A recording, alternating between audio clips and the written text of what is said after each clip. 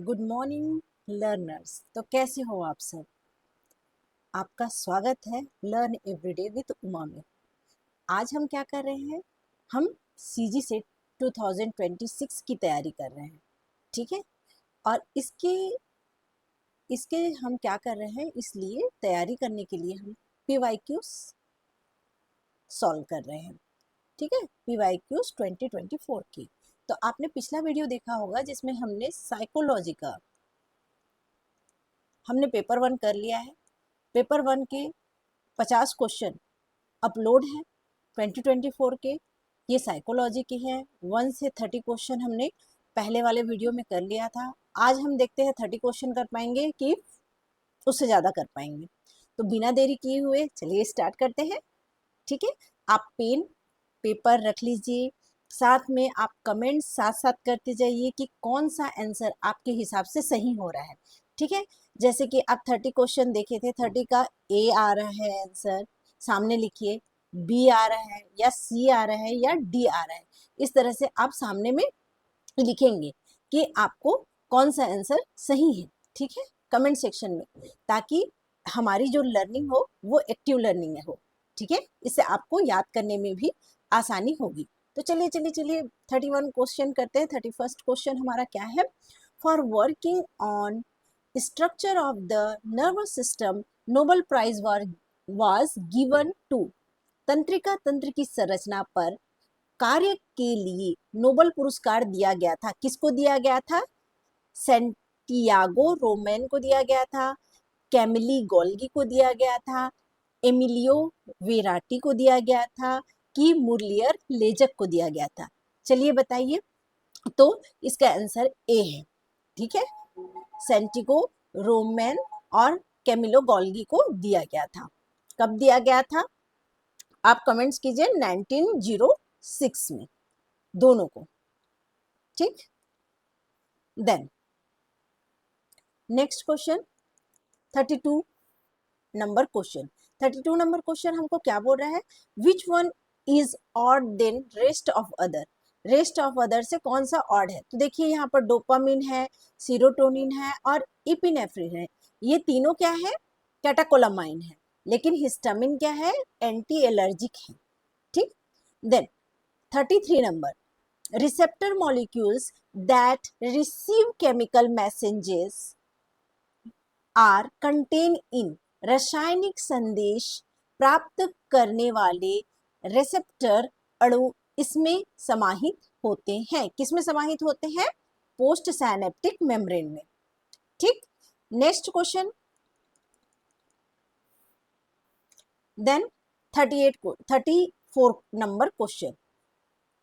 Sequence में आपको जमाना है DNA, messenger RNA, RNA, protein, फिर DNA, mRNA, tRNA, protein, tRNA, mRNA, DNA and protein. तो इसका सही आंसर क्या है? डीएनए, एमआरएनए एंड प्रोटीन, ठीक। चलिए नेक्स्ट क्वेश्चन की ओर आगे बढ़ते हैं। 35 नंबर क्वेश्चन, ये न्यूरोट्रांसमीटर के बारे में पूछ रहा है। व्हाट इज नहीं, which on which one is true about neurotransmitter. Neurotransmitter के बारे में कौन सा सत्य है? The chemical should either be synthesized within the neuron or naturally present in it। तो ये तो सही है, या तो सिंथेसाइज होते हैं या तो नेचुरली प्रेजेंट रहते हैं। फिर उसके बाद क्या आ रहा है? अपॉन सेकेंड है, upon neural activation the chemical must be released to elicit a response in a specific target। जब न्यूरल एक्टिवेशन होता है तो ये केमिकल जो चीज रहते हैं, जो जिससे न्यूरोट्रांसमीटर बना होता है, वह स्पेसिफिक रिस्पॉन्स देता है। टारगेट, स्पेसिफिक टारगेट में एक स्पेशल टाइप का रिस्पॉन्स देता है, बिल्कुल देता है। जब experimental application of the chemical to the target should yield in the same response consistently। yes, जब हम एक्सपेरिमेंट करते हैं तो एक केमिकल का जो रिस्पॉन्स होता है वो कंटिन्यूशन में सेम रिस्पॉन्स आना चाहिए, बिल्कुल आना चाहिए। देन फोर्थ क्या बोल रहा है, there must be a mechanism in place to remove the chemical from its site of action once it function is complete. बिल्कुल सही है, ठीक है। तो इस तरह से हमारा D answer is right. Next question 46 number of question, Broca's area damage in the left cerebral hemisphere would result in. ठीक है, जब ब्रोकास एरिया जो लेफ्ट हेमिस्फीयर में पाया जाता है वो लॉस हो जाता है तो क्या होता है। तो हमको पता है ब्रोकास एरिया का फंक्शन क्या है, language,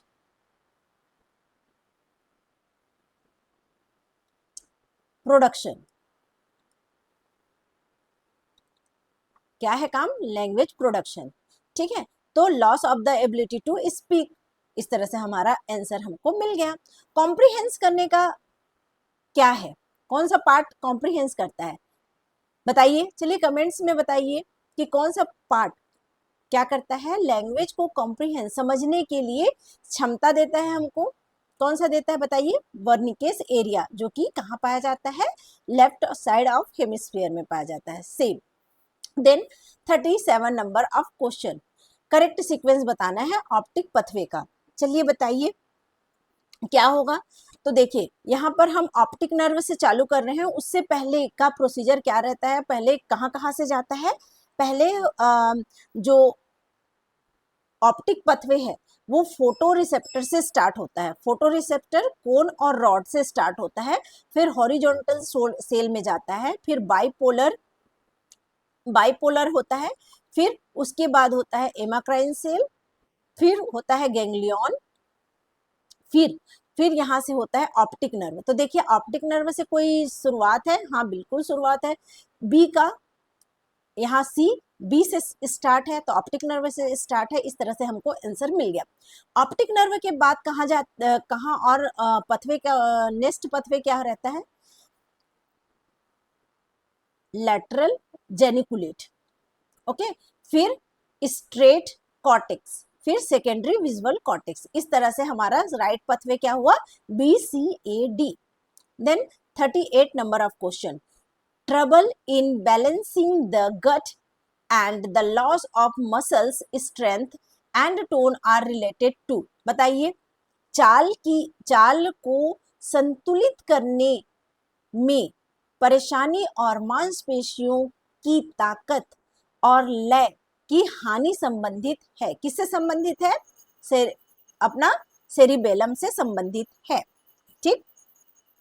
then next question 39 question, 39 question क्या बोल रहा है, 39 क्वेश्चन क्या बोल रहा है, missing chromosome cause illness, missing chromosome से इलनेस कॉज होता है, बिकॉज, क्यों कॉज होता है, chromosome, because chromosome contain gene, बिल्कुल सही, ठीक है। तो इस तरह से both assertion and reason are is correct, explain of, ठीक है, बोथ आर करेक्ट, असर्शन और रीजन दोनों करेक्ट है, और reason is a correct explanation of assertion. Then 40 question, ये हमारे स्लीप वेव के बारे में सवाल पूछा गया है। तो स्लीप वेव जो होते हैं उसमें आप एक याद करने का ट्रिक है, उसको याद रखिए। ये क्या होता है, bat D, bat D, B से क्या होता है beta, then alpha, then delta, then theta, then delta, last delta. तो बीटा का वेव सबसे ज्यादा रहता है, इट इज 12 to 30 हर्ट्स। तो देखिए इससे हमारा आंसर आ गया क्या, बी का 4, बी का 4 कहीं है ये, ठीक है, इससे हमारा आंसर आ गया। फिर भी करेक्ट कर लेते हैं, ए का कितना होता है उसके बाद 3, देखिए ए का 3, फिर थीटा का 4 to 8 और डेल्टा का 1 to 3 हर्ट्स, ठीक। Next question 41 question, arrange the correct sequence of intelligence theory developed by the psychologist। तो आप देखिए यहाँ पर स्पीयरमैन का नाम पहले है, कैटेल का है, बिनेस सिमोन का है, बिनेस सिमोन का है। तो हम जानते हैं कि सबसे पहले इंटेलिजेंसी की थ्योरी किसने दी थी? स्पीयरमैन ने दी थी, ठीक है, two factor theory of intelligence. Then 42 number question, 42 number question यहाँ क्या बोल रहा है? This component have been proposed by the Torrance, choose the correct code. तो टॉरेंस की क्रिएटिविटी जो टेस्ट है, क्रिएटिविटी थिंकिंग के टेस्ट है, उसमें कौन कौन से कंपोनेंट है? तो बताइए कौन कौन से हैं? फ्लुएंसी, फ्लेक्सिबिलिटी, ठीक है, ओरिजिनलिटी एंड इलाबोरेशन, ठीक है। तो इस तरह से 2 और 4, तो हमारा C answer correct. Then next match the following, 43 question. देखिए प्रॉक्सिमिटी, प्रॉक्सिमिटी क्या होता है? Tendency to perceive objective that are closer to one and other. यहां से हमको आंसर मिल गया क्या? ए का 2 बिल्कुल मिल गया। देखिए डी आंसर हमारा करेक्ट है। बाकी चीज को आपको पीडीएफ मिलेगा, आप एक बार देख लीजिएगा, ठीक है। चलिए नेक्स्ट, सेम देखिए कितना सारा match the following sequence wise question रहता है। इस तरह से आप इजिली क्रैक कर लोगे CG set. Atkinson and Shiffrin model कौन सा है? क्रैक एंड लोकहार्ट का कौन सा है? टल्विन का कौन है? कॉलिन एंड क्यूलिन का मॉडल कौन सा है? इधर दिया है network storage level of processing and encode specificity, ठीक है। तो एटकिंसन और शिफरिंग का मॉडल कौन सा है बताइए? ये आया था, ये हमारा प्रिंटर बार बार एरर शो कर रहा है, उसका सोल्यूशन ही मिल नहीं रहा है। 1868 में आया था, ठीक। कौन सा मॉडल है? Storage model. इसमें हाफ नाम दिया है multi storage model of memory, ठीक है। फिर lock and crack and lock hot का कब आया था? 1972 में। टल्विन का भी आया था 1972 में। तो क्रॉक कभी कभी इसका ईयर भी पूछता है, ठीक है। मेमोरी वाले जो आते हैं ना क्वेश्चंस, उसमें ईयर पूछता है, इसलिए मैं आपको ईयर पहले से बता रही हूँ, ठीक है। इसने कौन सा दिया था? Level of processing. कौन सा है? Level of processing. देखिए इससे हमारा आंसर आ गया क्या? तो ए का 2, ए का 2 बिल्कुल। देखिए एक क्वेश्चन आपको पता रहने से, एक आंसर पता रहने से आप इस तरह से निकाल सकते हैं। टल्विन का क्या है? Encoding specificity. Then Collin and Quillian का नेटवर्क। और इसने कब दिया था? चलिए बताइए इसने कब दिया था? चलिए आपका होमवर्क है, आप ढूंढ के लाइए, ऐसे मैं आपको बता दूंगी नेक्स्ट क्लास में। 45 question, if a light is flashed at location 1, then about 1/3 of a second later another light is flashed briefly at location 2. The observer reports that the light appears to move location 1 to 2. This movement is called, मतलब light को एक जगह रखा गया, torch से light जलाया गया अंधेरे कमरे में, या फिर कमरा जैसे भी है आपको जिसमें अच्छे से दिख सके, उसमें एक बार यहाँ जलाया गया, एक बार यहाँ जलाया गया, और ये दोनों जलाने के जो टाइम ड्यूरेशन है वह एकदम फ्रिक्शन ऑफ सेकेंड है, ठीक है। तो हमको कैसा लगता है कि ये लाइट एक जगह से दूसरी जगह मूव कर रही है, ठीक है, जैसे दिवाली के लाइट होते हैं। तो इस टाइप के मूवमेंट को क्या बोला जाता है? चलिए बताइए। इंडक्टिव मोशन बोला जाता है, आफ्टर इफेक्ट मोशन बोला जाता है, अपरेंट मोशन बोला जाता है, कि स्ट्रोबोस्कोपिक मोशन बोला जाता है? तो इसका आंसर है stroboscopic motion, okay. Then next question, receiver operating curve का दूसरा नाम क्या है, अल्टरनेटिव नेम क्या है? ये है ISO sensitivity curve. Next question assertion reason है, forgetting in everyday event in young people is not an indicate a poor memory. ठीक है, बिल्कुल सही, क्योंकि हम डे टू डे लाइफ में बहुत सारे लोगों से मिलते हैं, हर किसी की बातें हमें याद नहीं रहती है, इसका मतलब ये नहीं है कि हमारी मेमोरी पुअर है। ठीक है, रीजन क्या दिया गया है, बिकॉज इनइफेक्टिव इनकोडिंग। क्यों हो रहा है इनइफेक्टिव इनकोडिंग हो रहा है ना, हम ध्यान नहीं दे पा रहे हैं, due to failure to attend to an event while it is happen result in failure to remember. क्योंकि हम उसको इनइफेक्टिव इनकोडिंग कर रहे हैं, क्यों? क्योंकि हम उस चीज को अटेम्प्ट ही नहीं कर पा रहे हैं, उस इवेंट को, इसके कारण हमें फेलियर टू रिमेंबर हो रहा है, जनरल सी बात है। तो ये दोनों सही हैं, both assertion and reason are true. Reason is correct explanation of assertion. ठीक, ये हमारा सही जवाब है। Then next question, logarithmic relation between sensation and stimulation intensity was proposed by Fechner. इसको हम फादर ऑफ साइकोफिजिक्स भी बोलते हैं। ठीक है, लॉगरिदमिक वैल्यू उन्होंने ही दिया था। एक मिनट, हाँ, लॉगरिदमिक वैल्यू उन्होंने ही दिया था between the sensation and stimulus. Different condition are used in experiment on size consistency. हमने देखा है कि बहुत सारे एक्सपेरिमेंट हुआ है साइज कंसिस्टेंसी के लिए। करेक्ट सीक्वेंस चूज करना है in decreasing order of consistency value. ठीक है, तो बताइए सबसे कम किसका होगा और सबसे ज्यादा किसका होगा? तो सबसे ज्यादा हम जानते हैं बाइनोकुलर नहीं होगा, बाइनोकुलर नहीं होगा। क्यों?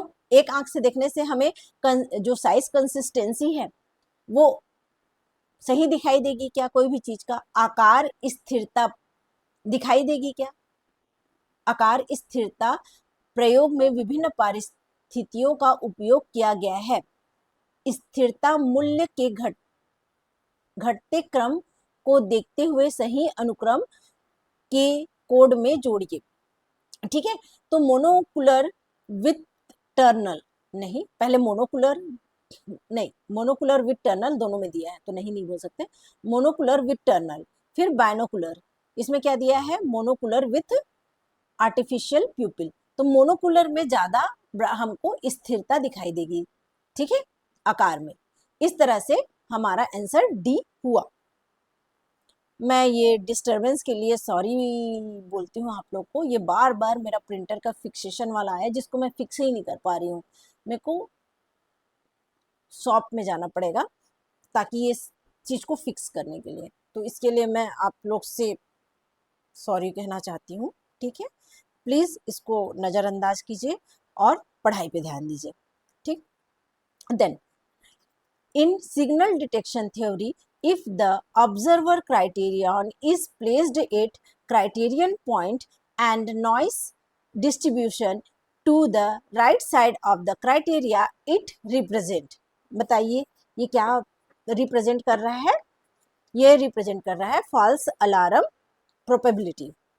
ठीक है, नेक्स्ट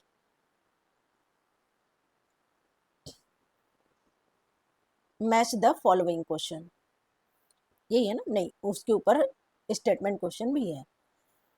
देखिए in 51 question, in problem solving approach there are rule for particular kind of problem that will if followed yield solution. मतलब समस्या समाधान उपागम में विशिष्ट समस्या के लिए कुछ नियम होते हैं, यदि जिनका यदि अनुकरण किया जाए तो समाधान प्राप्त होता है। ऐसे चीजों को क्या बोलते हैं? एल्गोरिदम कहते हैं। यदि हम सही सही फॉलो करें उस रिदम को स्टेप को तो हमको उस समस्या का समाधान जरूर मिलेगा। देखिए, ये thinking, kind of thinking example दिया गया है, हमको मैच करना है। Autistic thinking, creative thinking, deterministic thinking and cognitive thinking. Cognitive thinking का प्लानिंग आता है, क्या इससे हमको ये मिल गया आंसर? कॉग्निटिव थिंकिंग का देखिए प्लानिंग, ठीक है, डी का वन, डी का वन है कहीं पर, यस, ठीक है। तो और भी चीजों को देख लेते हैं। ऑटिस्टिक थिंकिंग यानी डे ड्रीमिंग जो रहता है, ठीक। क्रिएटिव थिंकिंग, क्रिएटिव थिंकिंग का इल्यूशन, और डिटर्मिनिस्टिक थिंकिंग का आता है फैंटासी। इस तरह से हमारा आंसर हमको मिल गया। आप मेरे साथ साथ क्या करते जाइए, कमेंट्स करते जाइए कौन से क्वेश्चन का आंसर क्या है। 53 number question, thinking process of brain comprised following sequence. बताइए कौन सा सीक्वेंस को फॉलो करेगा? परसेप्शन पहले होगा, इंप्रेशन पहले होगा, कि कॉन्सेप्ट बिल्डिंग होगा, कि परसेप्शन होगा? इस तरह से ये दो ऑप्शन तो हमारे ऐसे ही कट गए। परसेप्शन होगा, फिर इंप्रेशन होगा, फिर कॉन्सेप्ट होगा, कि परसेप्शन के बाद कॉन्सेप्ट, फिर इंप्रेशन होगा? चलिए बताइए, जल्दी बताइए। ए, परसेप्शन, इंप्रेशन, देन कॉन्सेप्ट बहुत बात का स्टेप होता है। Next next next 54, in a conceptual center, information is processed in the sequence of the following stage: input, analysis, composition, input, analysis, composition। तो ये तो खत्म। इनपुट, इनपुट करेंगे, कंपोजिशन करेंगे, एनालिसिस करेंगे। बताइए क्या करेंगे? कि इनपुट करेंगे, फिर एनालिसिस करेंगे, फिर कंपोजिशन करेंगे। एनालिसिस, इनपुट करेंगे, फिर उसको एनालाइज करेंगे, देन कंपोजिशन करेंगे। Then 55 number question, conventional test of intelligency measures. Conventional test of intelligency क्या मेजर करता है?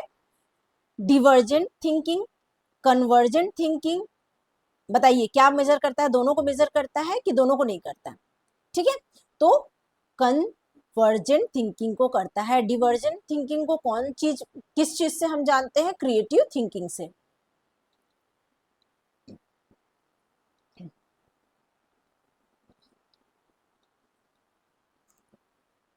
Okay, then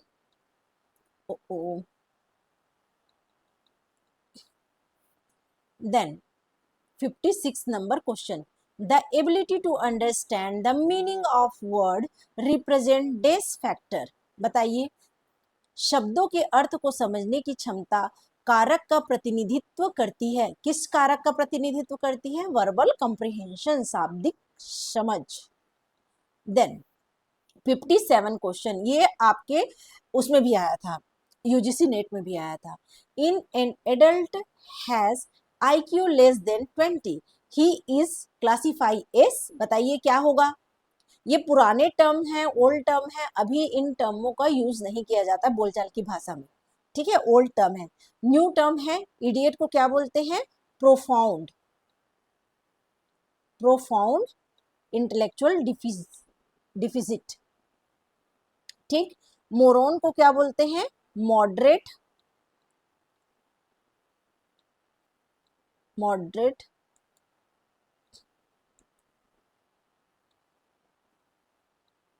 intelligence deficit. Then imbecile को क्या बोलते हैं? Severe, severe intelligence deficit. Okay, इसका रेंज क्या रहता है? 0 to 20, 20 to नहीं 20 to 35, और ये 35 to 50। ओके, बॉर्डर लाइन को बॉर्डर लाइन ही बोलते हैं। इसका रेंज होता है 70 से 79, ठीक। तो एन इडियट क्या बोलते हैं? इडियट। लेकिन अभी इन भाषाओं, इन शब्दों का यूज नहीं किया जाता। General intelligency factor theory was proposed by, बताइए किसने प्रपोज किया था? स्पीयरमैन ने किया था। किसने किया था? Spearman. Then next question, assertion reason. A man can deal with all sort of concept. हाँ ठीक है, कोई बात नहीं, स्टेटमेंट है। He know the practice of language, बिल्कुल, क्योंकि वो सब क्या बोल रहा है, एक व्यक्ति सभी प्रकार के सम प्रत्ययों को समझता है, समझ सकता है। क्यों समझ सकता है? क्योंकि वह भाषा के अभ्यास को जानता है। बिल्कुल सही, ठीक है। भाषा के अभ्यास, प्रैक्टिस को जानेगा तभी तो वो क्या कर सकेगा, दूसरे भाषाओं के बारे में जान पाएगा। Then 60 number question, according to Cattell the crystalline intelligency is, Cattell ने दो प्रकार के इंटेलिजेंसी दिया था, एक फ्लूइड इंटेलिजेंसी और एक क्रिस्टलाइन इंटेलिजेंसी, ठीक है। तो फ्लूइड इंटेलिजेंसी इनेट होती है और क्रिस्टलाइन इंटेलिजेंसी होती है वो ऑप्टेन होती है, जो हमको एक्सपीरियंस या कल्चरल एक्सपोजर से मिलता है। तो इसका आंसर है ए और बी दोनों, ठीक है। तो इस तरह से हमारा आंसर डी हुआ। ओके, तो 60 में क्वेश्चन हम समाप्त करें आज कि आगे पढ़ना है, बताइए। चलिए 60 में आज हम लोग खत्म करते हैं। कल हम देखेंगे 61 से लेकर 100 के 40 क्वेश्चन, 40 क्वेश्चन हम कल करेंगे, ठीक है। पीवाईक्यूज। आपको मेरा सेशन कैसा लग रहा है, आप कमेंट्स करके बताइए।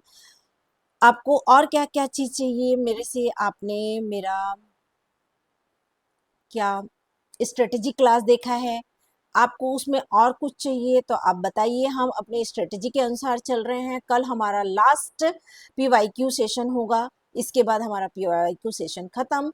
हम प्रैक्टिस स्टार्ट करेंगे, कॉन्सेप्ट रीडिंग करेंगे, ठीक है। तो आपको मेरा ये सेशन कैसा लगा? प्लीज सपोर्ट कीजिए, लाइक कीजिए, शेयर कीजिए, सब्सक्राइब कीजिए, ताकि मैं फुल ऑफ एनर्जी से, फुल ऑफ कॉन्फिडेंस से आपको आपके एग्जाम रिलीवेंट कंटेंट प्रोवाइड कर सकूं, ठीक है। Thank you so much for watching.